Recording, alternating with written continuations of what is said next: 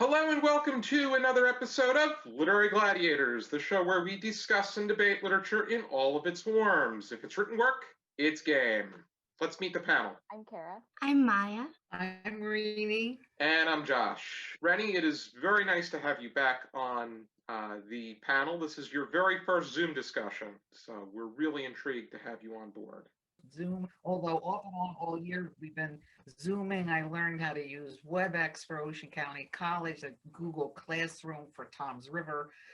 So I'm hoping even if we go back in the fall that maybe I can do some remote or online classes once in a while, since I learned the whiteboard and how to bring in outside YouTube and so forth. So it's just, I'd like to keep it up a little bit. I started conducting Zoom discussions this past fall for discussions that have either gone up or will go up, and it's much easier than I thought it would be, which is great. Maya, it's great to have you back. Thank you for having me. And Maya, you can find her on Bespectacled. And for the very first time, we have somebody that I've been in touch with for quite a few years. She has some very intriguing content. She reads a wide array of things, and Maya, I think that you would eat her channel up with a spoon. Cara, it is an honor to have you on board. Thank you. I'm really excited to be here. Is there anything that you would want people to know about your channel in particular? Like you said, I read a huge variety in terms of age ranges and genres. I read a lot of fantasy and historical fiction. I also read a lot of classics and contemporary, adult, young adult, middle grade, all across the map. Yeah, I really enjoy a variety of things. I can recall you had a very heated discussion about middle grade. Yes. One time. I recall that video. I was actually going through my videos and recalled that just as I was preparing for this. Today we're going to be discussing a pioneering work of feminist literature.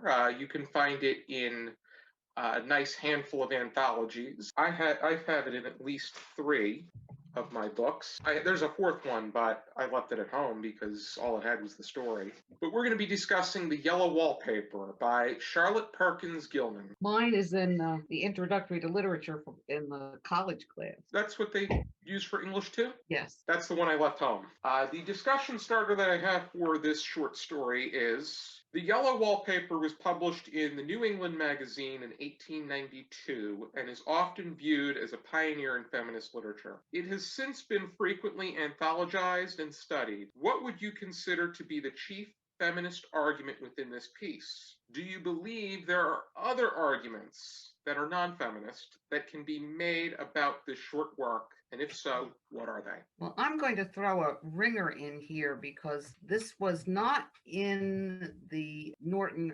until 4 or 5 years ago. Previously to that, we sometimes had other anthologies. But I read this in 1957 in an anthology of horror stories. Mm-hmm. At the time, I was in what they call junior high. They now say intermediate school. And we were reading all of Poe. And I was really into horror and the occult and so forth, being, 13, 14 years old. So when it turned up as a feminist icon, I was kind of really surprised. I've now looked at more background to the author and see that she deliberately intended this to be feminist.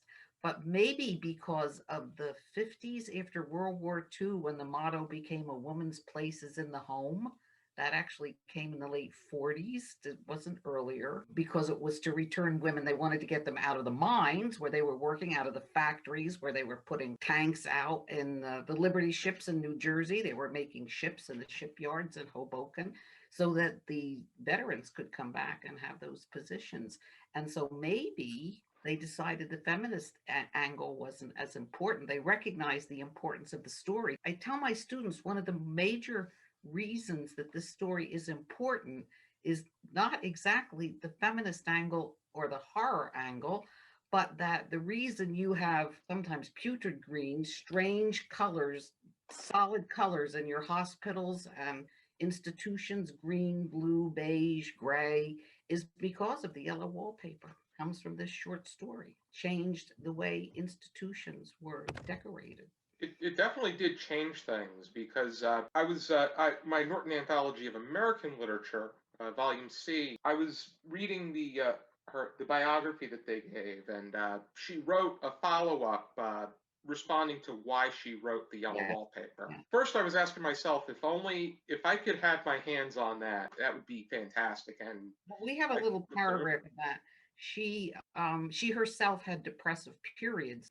Her first husband, sometimes this is published under Charlotte Perkins Stetson. That was her first husband. Gilman was her second husband. And she may be writing about Mr. Stetson. I'm not entirely sure. I don't know if he was a doctor or not. But she went through a period. I think in the short story, she may have what we call today postpartum depression because she talks about the baby. But she says she had bad times. And at the time, John, the physician in the short story, is kind of the bad guy because he doesn't want her to work and he isolates her and so forth. But at the time, the rest treatment, you went to an asylum, like you went to the Poconos or the Catskills where they have asylum, but it doesn't mean insane asylum. It means a place that you rested. That's like the Fitzgeralds. Yes, yeah, you went and so what was suggested for her, and I guess what she did or felt she had to do was within tune of her era, but maybe for her to get out of her depression, she needed to be more focused and more working and more producing, because she says she has all this stuff running around in her mind, but she has to only secretly write a little bit. Stetson, by the way, was an artist. So he wasn't a physician. In the story, John is a physician. Yeah. Dr. S. Weir Mitchell played a huge role in her life, and his practices made things even worse. Well, I don't think, did she go to him? She was threatened with him, but did she actually go to him? I don't know. In the story, it says her husband threatens him with it, so I don't know whether she actually went to him or not. Weist, I think. But at the time, they did things like they put you in a bathroom and they hit you with hoses with the streams of water. There was the water treatment. They put you in tanks up to your neck in almost boiling water. That was part of the water treatment. I don't know, the things they did with people were.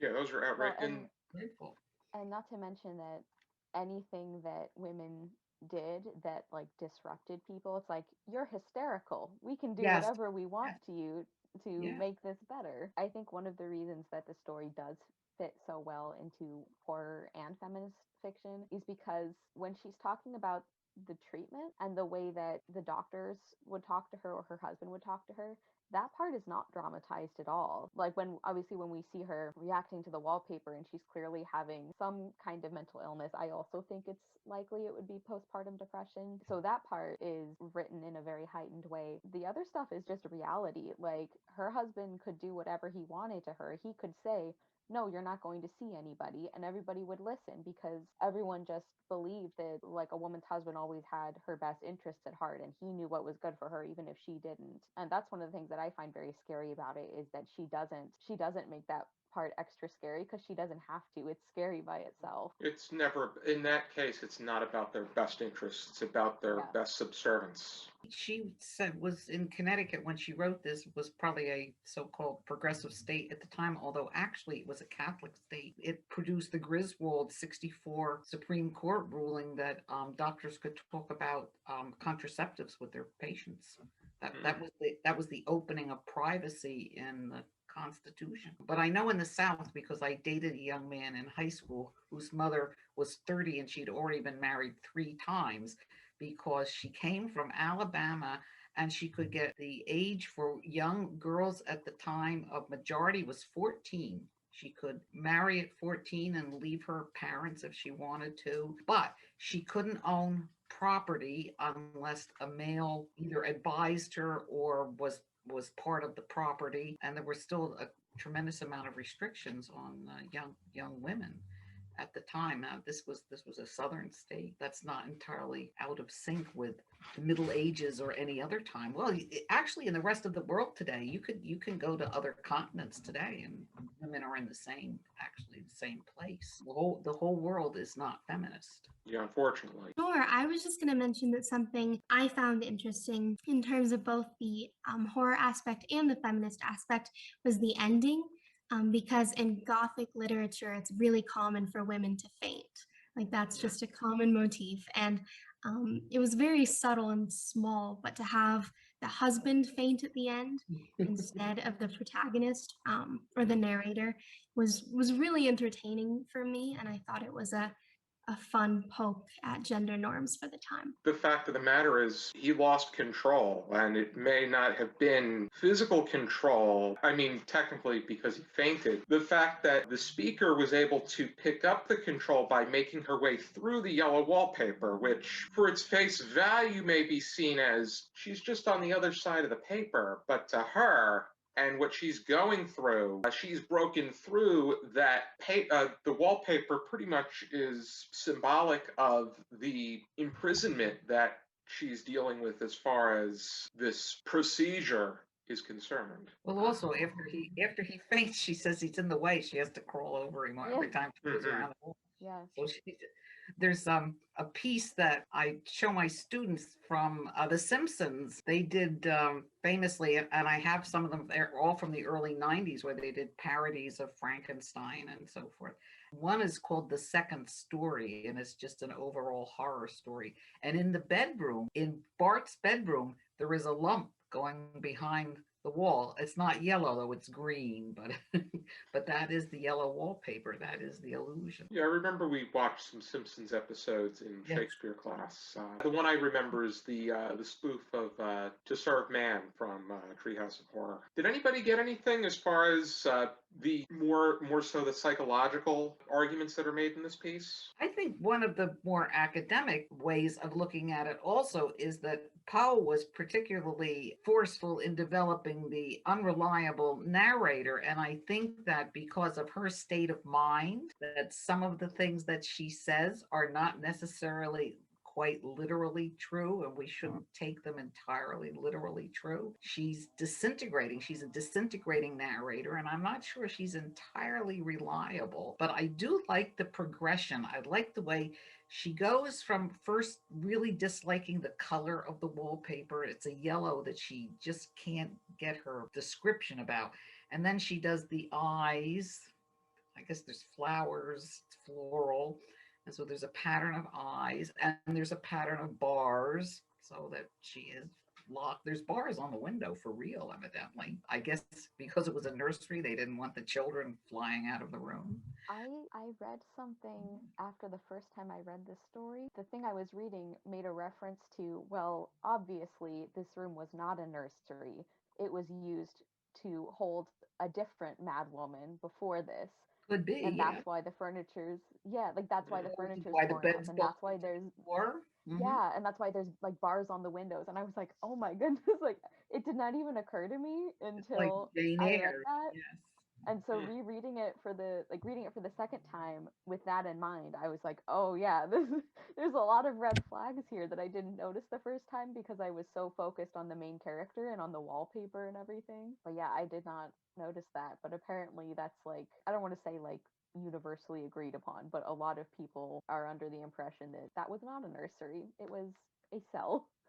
Well, she talks about gouges in the wall and Yeah. gouges in the floor, and how the children must have been really wild. Mm-hmm.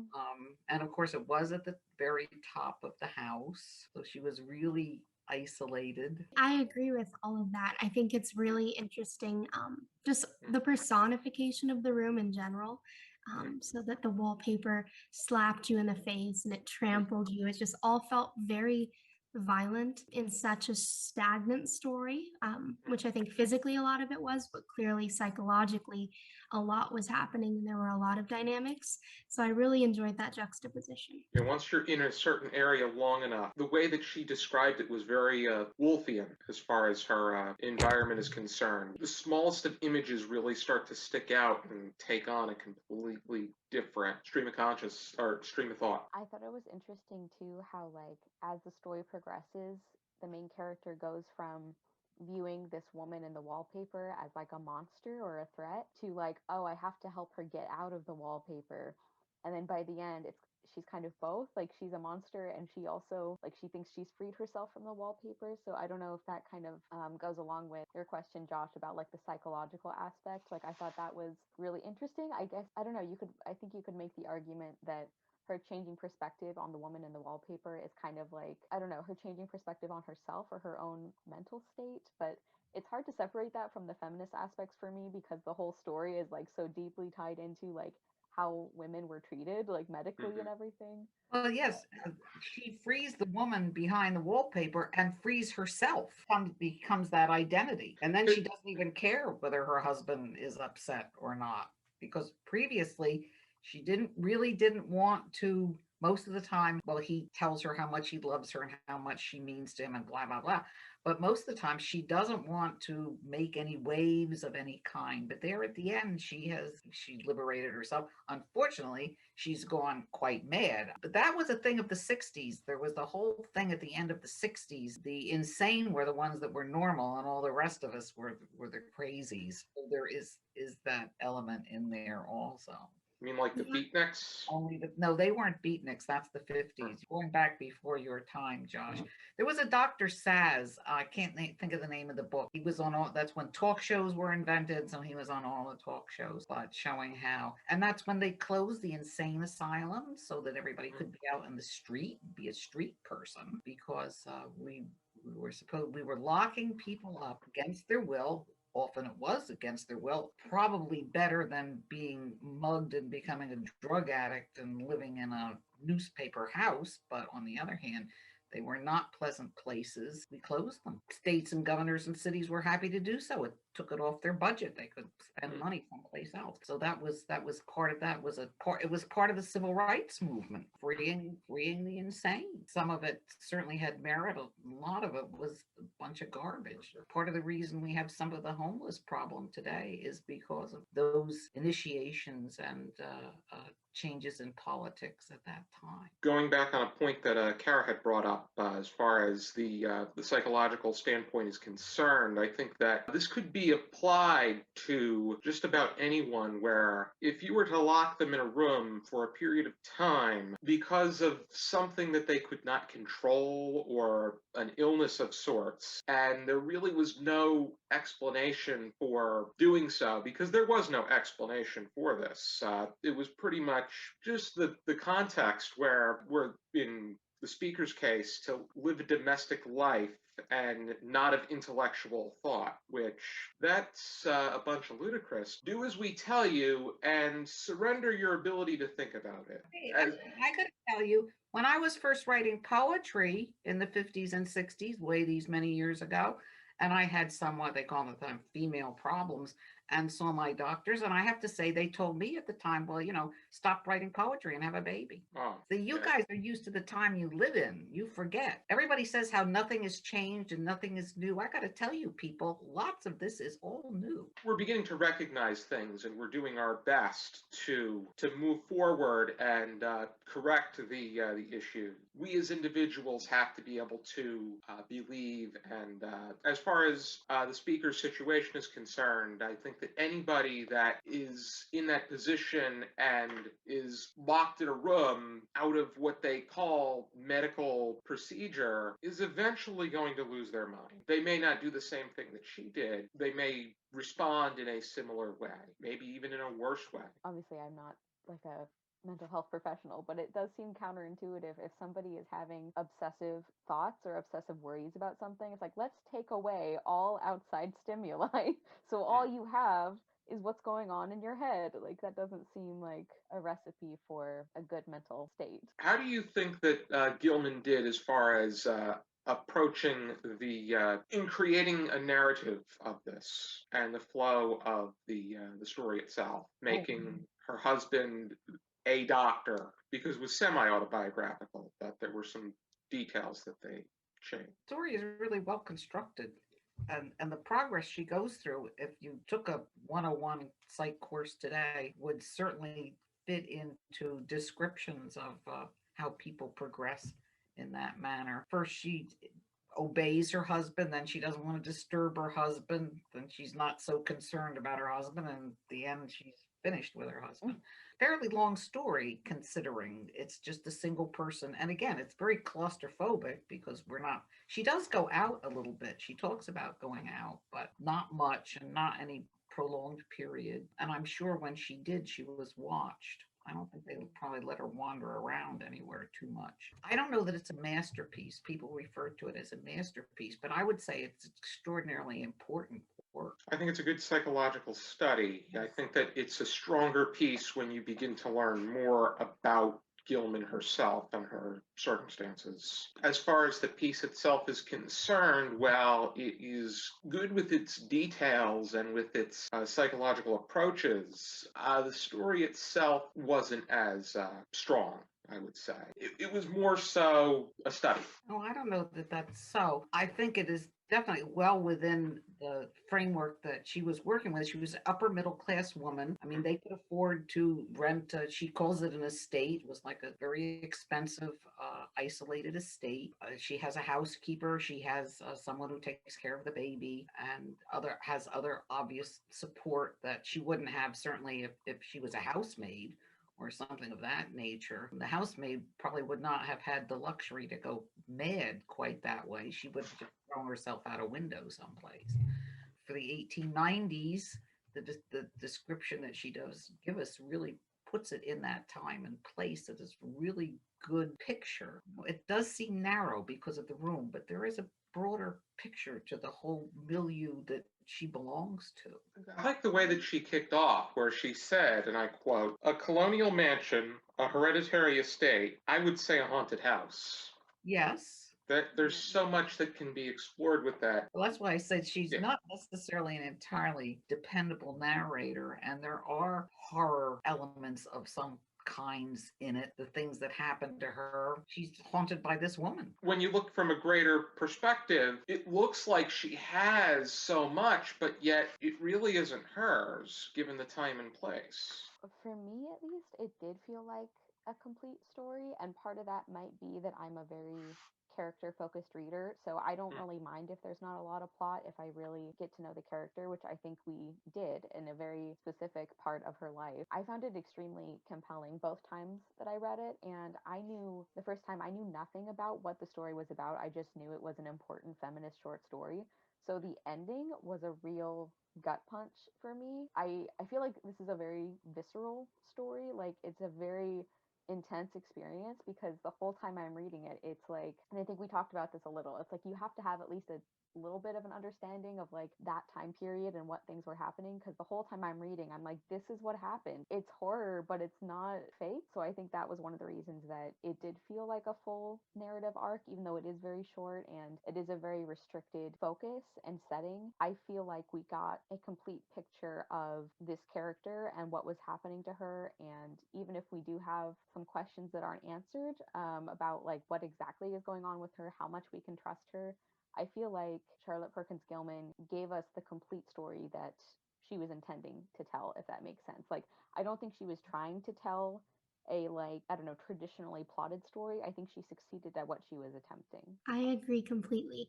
And for me, the reason that I would classify this more as a narrative than a study is because I think she was so successful in her symbolism. So something for me was the husband being a doctor, which you mentioned earlier, Josh. What that did for me was turn the husband from an individual character into a representative of an institution that was designed not for women at the time and not for our protagonist. And it made the story extend beyond itself from a social standpoint for me. And I think that that's, and again, this is just, I think you really do need context for this story, as we've all mentioned.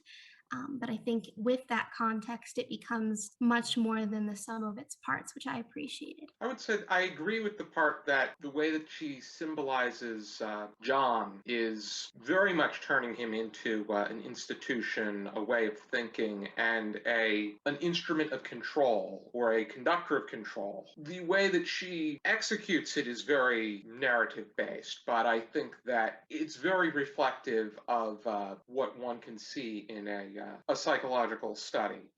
It just so happens that the subject in this case is good with putting words together, much to the dismay of the people that are trying to look after her. I think it was clever too to make her husband a doctor because then he kind of like he's an instrument of control, as you said, Josh, in like two ways. Because not only does he have power, because at this period husbands basically owned their wives. They had they had almost total control over them. So not only does he have that, but he's also in the medical profession. So he can say like, well, it's my job to do this, and because I care about you, I'm going to make sure that you like follow directions and everything. So he has like two ways to control her, I think. You had to have you had to have a doctor that was hands-on with her Yeah. experience in this piece. Even if Gilman's husband in real life was not a doctor, you had to have a doctor have a strong impact on the story of the speaker.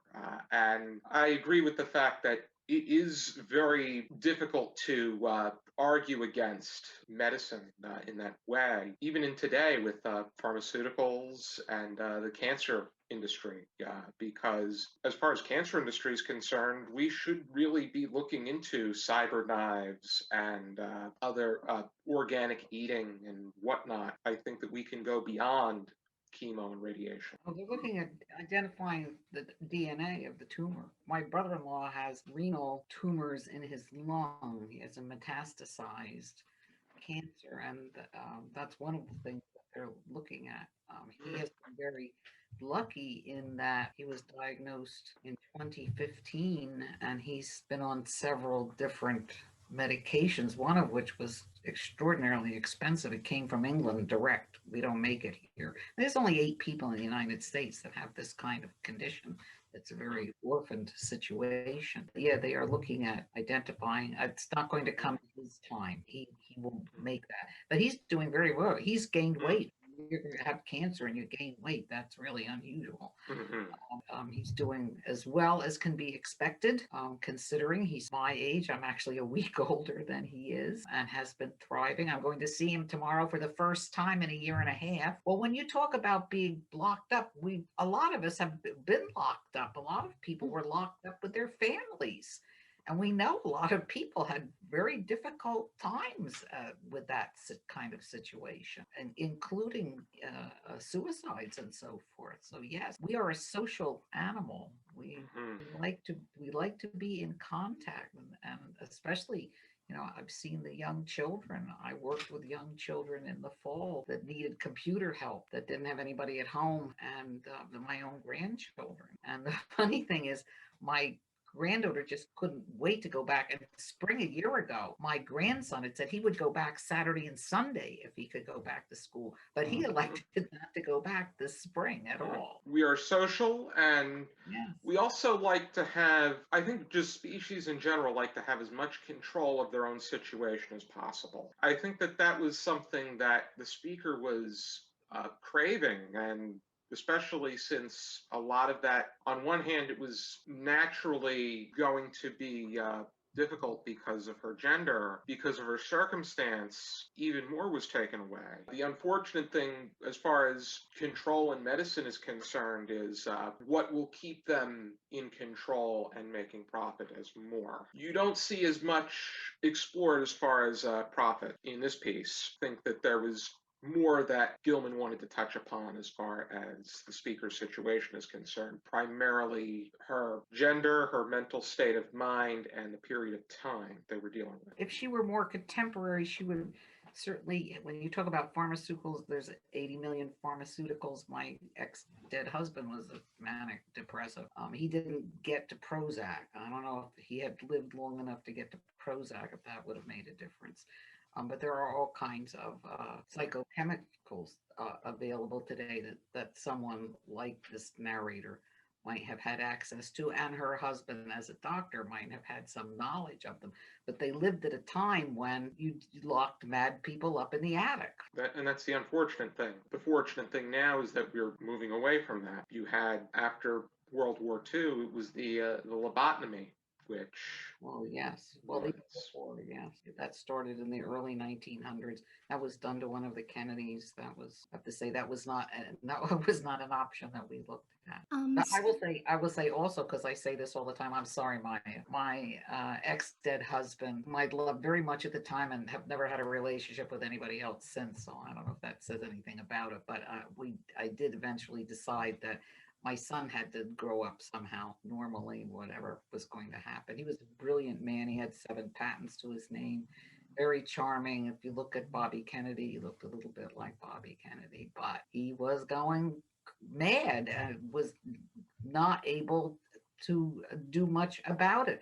And he saw a number of psychiatrists, one of whom was really, really good. Unfortunately, he retired and he left the scene. But otherwise, I told one time that a witch doctor would have been just as good with a feather and a bone. It would have just done the exact same influence. And all they did was write prescriptions. There's a negative end to that also. Yeah, I was just going to mention we were talking about if this had been a contemporary story, and I haven't read this yet. Last year a book came out by Catherine Show. I think it's called Inferno. It's a memoir, so much less fictionalized if this was fictionalized, which I think that the general consensus among critics is yes for the yellow wallpaper. But it's about her experience being committed involuntarily to a psychiatric ward after she gave birth to her son.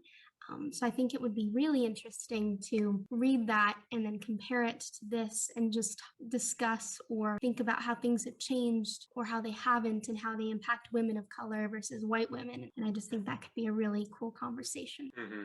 Yeah, it's very, very hard today to commit anybody. My ex-husband, long after we're separated, and when he was living on the streets himself and used to do, I'll tell you one of the things he did one time. He broke into a house and he took all his clothes off and put them in the washing machine, and they were in the dryer when the family came home. Well, they had him arrested. You couldn't lock him up for that. I don't know what you could lock somebody up for today. They really have to be violent. They have to be a major threat to themselves or to some. There has to be a victim. There has to be something. There has to be a major threat, or they've actually done something absolutely terrible. But I know that my son and my sister-in-law went through the courts. This was Connecticut, actually, Fairfield, Connecticut, trying to actually get control of him, and his estate became semi-wealthy, and he was. And everybody was interested in the money, and he was strewing the money all over the place. They were trying to stop that from happening. But the judge said he was eccentric and he was entitled to be eccentric. Do you want to spend his money? He could spend his money however he wanted. But 6 months later, he was dead. We don't treat the mentally ill well, no matter how good our intentions are or anything else, as far as I can see. And I don't think anything of the medical profession that is involved in that. John, in the short story, has an advantage of being a little bit distant because he's often not home. He's often away. She said he's often away days and he's often away overnights. And part of the reason that she's as isolated as she is, he's not even always there or not even always around. He cuts her off from. Yeah, so that was even more of her isolation because she did, especially in the beginning, she certainly depended on him. He was her main connection to the rest of the world most of the time. And then, of course, he's not there a lot of the time. But I don't know that we much more sophisticated today in what we do. We are lucky in that some people, some of the psychotropic drugs that we have are very successful with some people. But I have to say, if you ever were involved with this, it's like they're getting messages from Death Stars. It's the same script. Whatever it is that happens to the mind is the same thing. If you met a number of depressed people or people that have had these kinds of episodes, the same thing. Whatever the chemicals do to your mind that changes your mind is the same script. Doesn't matter who it is. It does, however, affect most of the time intelligent and creative people. It doesn't affect people that have Down syndrome. That's also part of the difficulty. You said that you teach this to your English 2 students. Yes. Is there anything that we did not bring up that you generally teach to them that you felt really thorough? And I really like Maya's ideas and Cara's ideas. If I get a chance to do this again, I will probably use some of them. I'm always looking for another point of view, another analysis. It's always good to freshen up your approaches because that's the magic of rereading and rediscovering. Well, I like to look at it from several points of view. I don't just want to look at it as a feminine greed because I actually think it has deeper elements than that. I agree with that. I think that, the fact that it's a pioneering work of feminist literature is what it's known most for, but there's so much more to explore. In particular, the psychological aspect and also the biographical reflection of Gilman's own life. I think also those are very interconnected with it with the fact that it's a feminist story. Like, you can't really talk about, in my opinion, you can't really talk about like the psychological dimension or like the healthcare dimension without talking about the fact that she's a woman going through this, and yeah. she would not have been treated the same way if she were a man. Like, these kinds of things would not have been done to her. Yeah, I think all those like elements are like very tightly braided together in this story. I also think when I go back to my own life, I think that had my ex-dead husband been a woman, it would have been easier to have gotten control of her life in the courts, actually, than his. Males are more of they're creatures of nature. Well, and the judges are Makes them men. more- Not all judges are men, but a lot of the judges are men. Yes, it was a judge that my son and I think sister-in-law were up against. I think Yeah. even today we automatically assume more competent for Yes. men. It's like women have to prove that they're Yes, at yes. that level, and I think we give men more of a benefit of the doubt sometimes in certain cases. So do we have any final thoughts? Mine is that anyone who's looking for a really impelling and compelling short story and hasn't read The Yellow Wallpaper should read the story. What I was going to ask is, has anybody read anything beyond The Yellow Wallpaper by Charlotte Perkins Gilman?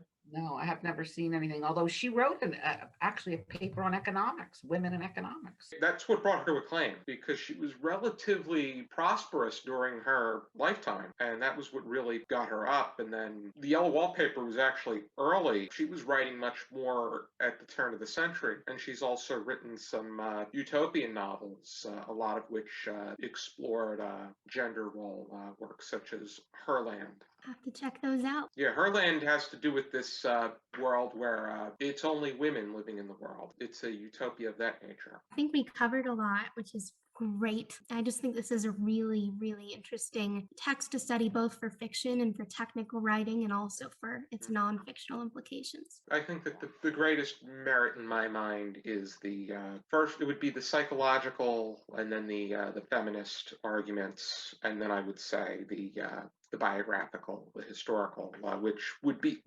tied into a woman of that time as well as a person with mental unrest. If you're interested in reading this particular short story, you can find it in plenty of anthologies. The anthology that I initially read this short story is Great Short Stories by American Women, the Dover Thrift Edition. This is a pretty fine collection that ranges from Life in the Iron Mills by Rebecca Harding Davis, and it goes up to Sanctuary by Nella Larson. If you like what you see on our channel, please support us on our Patreon. Be sure to check out Maya on Bespectacled and Cara on Wild Book Garden. It was a very fine pleasure to have both of you on board. Thank you. It's nice to meet you. Nice to meet you too. Alrighty, be sure to join us next time on another episode of Literary Gladiators. For now, keep reading. See you next time. Thank